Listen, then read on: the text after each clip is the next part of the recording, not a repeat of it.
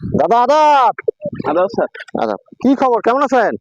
আমি ভালো আছি স্যার, আপনি ভালো আছেন? হ্যাঁ আছি। আপনি এই যে রোয়ার গাছ যে সুন্দরভাবে এভাবে হেলাই দিচ্ছেন, জি স্যার। রাস্তা করে দিচ্ছেন, জি এটার কারণটা কি? স্যার, আমার ধানে এখন বর্তমানে দানা 80।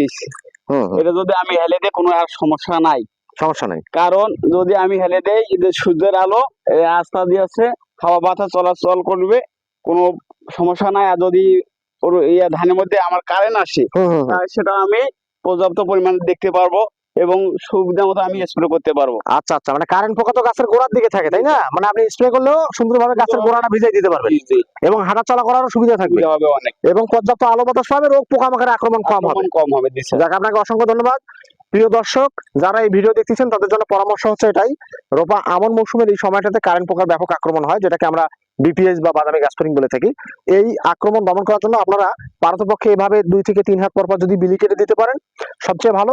এবং তার পরবর্তীতে যদি পোকার আক্রমণ আপনারা শনাক্ত করতে পারেন যে বিপিএস বা কারেন্ট পোকার উপস্থিতি আপনার জমিতে এসেছে, সেক্ষেত্রে অবশ্যই অনুমোদিত কীটনাশক যেগুলো রয়েছে, পাইমেট্রোজিন প্লাস নিটেম পাইরাম গ্রুপের যে কীটনাশকগুলো রয়েছে সেগুলো পরন্ত বিকেলবেলা এভাবে আপনারা সুন্দরভাবে বিলি কেটে দেওয়ার পর স্প্রে করবেন, ইনশাল্লাহ ভালো রেজাল্ট পাবেন। ধন্যবাদ।